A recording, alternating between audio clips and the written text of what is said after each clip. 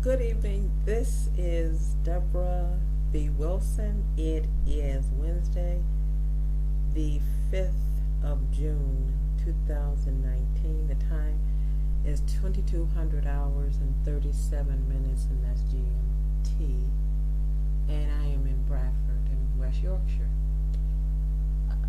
I'm watching a series of YouTube videos centered around an unfortunate discourse between two African American women who are mukbangers.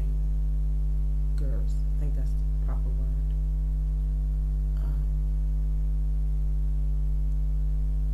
I think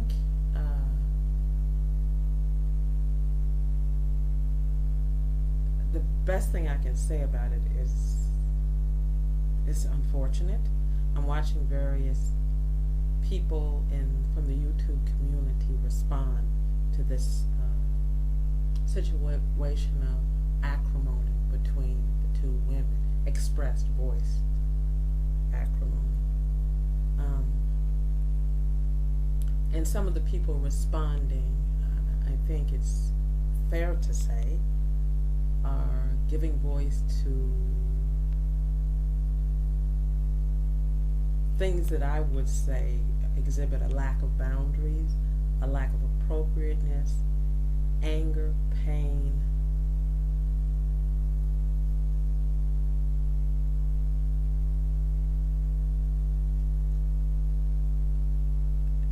And for me, it brings up a lot of things. The one thing I think about, I worked at an advertising agency for many years in Chicago. I was on the business side, but I was well aware of the power of messaging and how messaging can create spaces. And those spaces, if we internalize them, can become a part of our reality. My forte is the analysis of national security modeling. I'm in the United Kingdom, and one of the concerns for the security apparatus in this country, and that would include MI5, that's the Internal Spying Agency, the Security Service, and SO15, that's Terrorism Police, is the messaging of extremist videos online. And without a doubt, I would agree that it's very valid.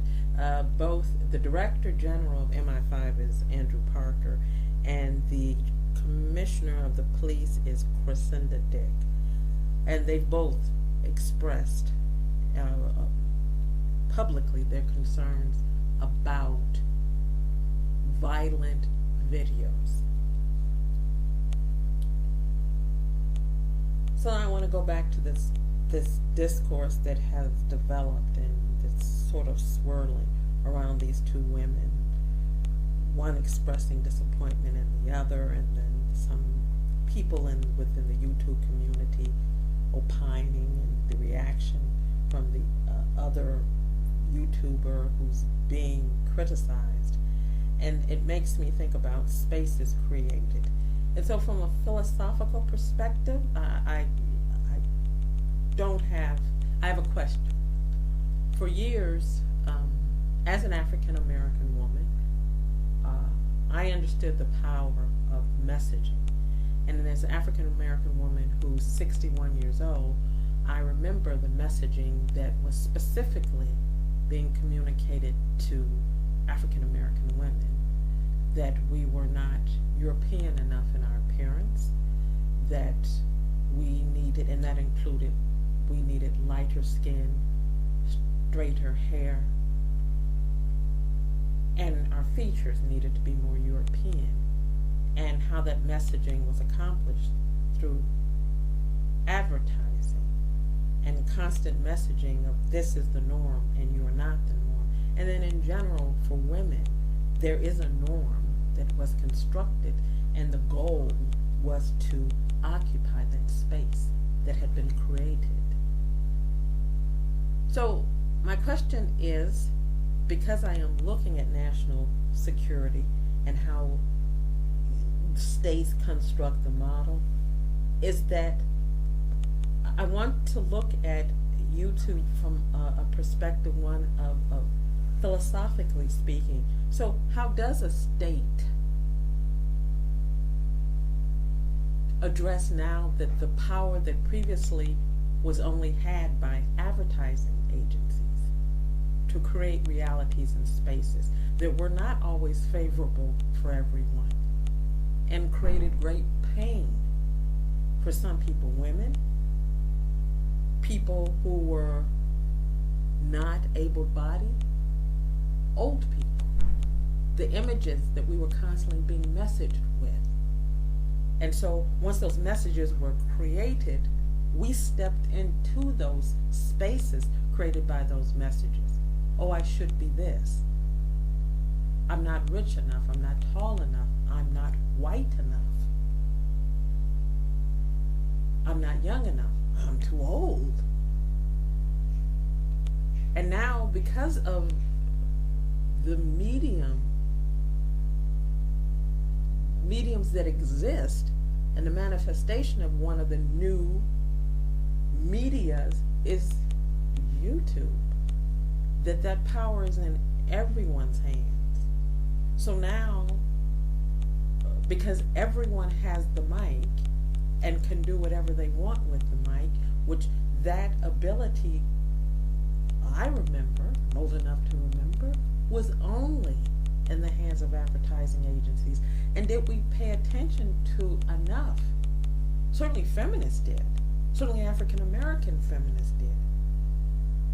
Certainly for decades said the angst and pain that's being created in the black community by these narratives of you should be this, you should be that, and the violence that was produced, and the violence was self-hatred that was experienced not just by African American women, not just by African Americans. You're not Anglo enough. You're not Christian enough. You're not wealthy enough. You're not able-bodied. So from a philosophical perspective, I did say my space that I'm in is looking at national security models, so I understand that communities like MI5 and SO15, which would be the UK's counterterrorism police, they're worried and concerned about, I should say their concern, is people occupying those, creating those messages that are encouraging violence and criminality, and the people that occupy those spaces. I do understand that, but I want to step back a bit and the benefit of being older and ask the question that are we looking at this from also from a philosophical perspective, that the mic that advertising agencies have had for decades in places like America and the UK, that the reality is now everyone has that mic. And messages that are not necessarily positive for the collective that is society have always happened. Did we pay attention enough to the mechanisms of those negative messages to people, even when the people that were receiving those messages were marginalized?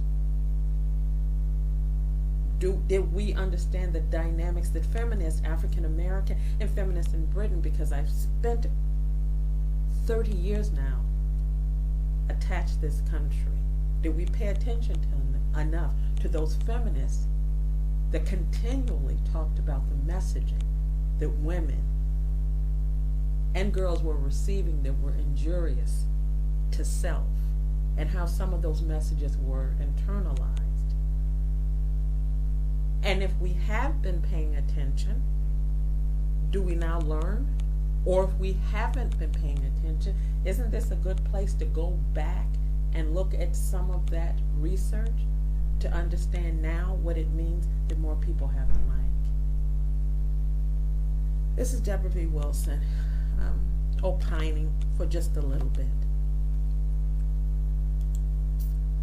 Thank you for listening. From Bradford. Hello, this is Debra Wilson again. It's still Wednesday, the 5th of June, 2019, and I'm still in Bradford, which is in West Yorkshire. My apologies. What I've actually done is I've included an article from MI5, and the Director General of MI5 is Andrew Parker, and the article references the agency's concerns around the power of messaging and the internet as it relates to their counterterrorism efforts. I mentioned Crescenda Dick because that is his counterpart, Ms. Crescenda Dick, who is the chief of the Metropolitan Police. Who I should have actually also mentioned is Mr. Neil Basu, and he is the lead of the Counterterrorism Policing Command. And he has an article that he has pinned to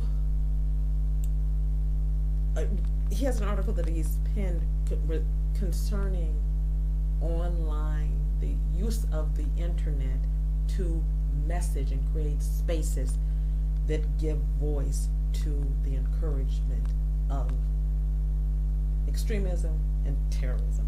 So I thought that was actually the better way to go to illustrate the point that I'm trying to make. I do apologize for the messiness.